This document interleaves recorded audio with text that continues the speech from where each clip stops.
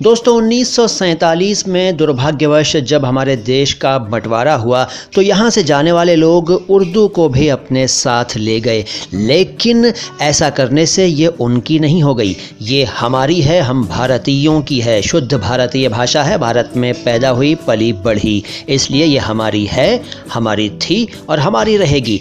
इस उर्दू भाषा में अनेक शब्द ऐसे हैं जो हम भारतीयों को अक्सर कन्फ्यूज्ड कर देते हैं। ऐसे ही कुछ शब्द आज मैं पेश कर रहा हूं।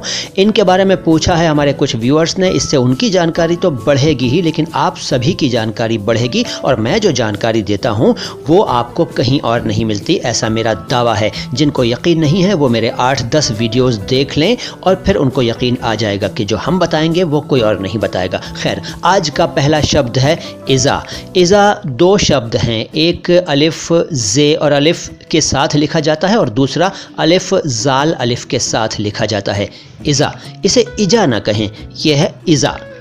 पहले वाले इज़ा यानी कि अलिफ जाल अलिफ का मतलब है आमना सामना, मुकाबला और बराबर भी इसका एक अर्थ है इज़ा। और दूसरा वाला इज़ा जो है अलिफ जाल अलिफ, इसका अर्थ है जब, यानी कि व्हेन, जिस वक्त। अचानक भी इसका एक अर्थ है।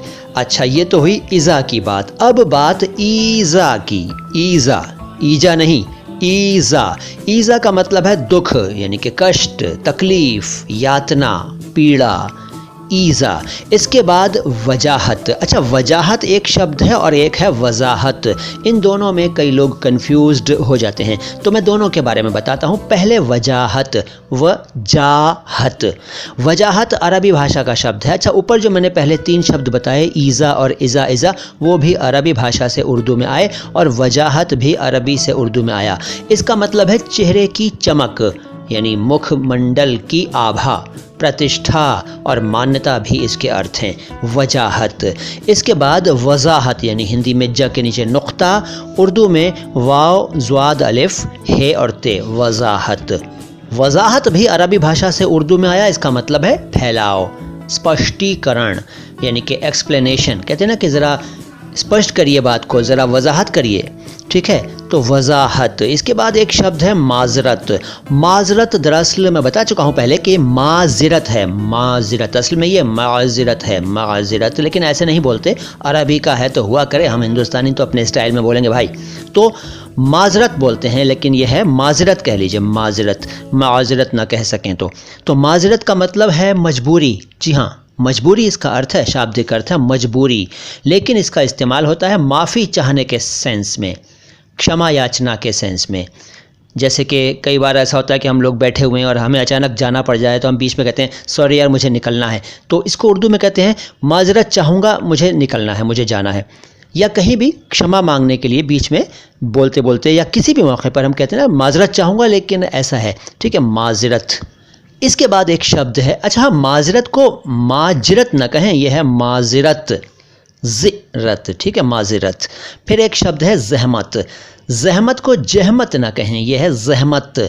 जहमत शब्द का अर्थ है तकलीफ़, कष्ट, क्लेश, ठीक है, अरबी से आया है जहमत। लेकिन एक और शब्द मिलता जुलता है और वो है ज़िहमत। पहले तो जहमत बता दिया, अब ज़िहमत।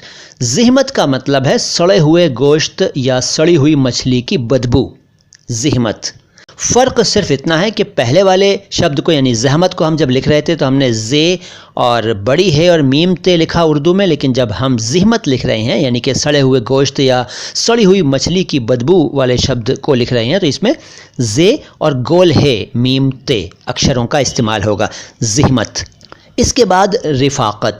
रिफ़ाक़त नाम होता है लोगों का, लेकिन असल में ये शब्द है रफ़ाक़त।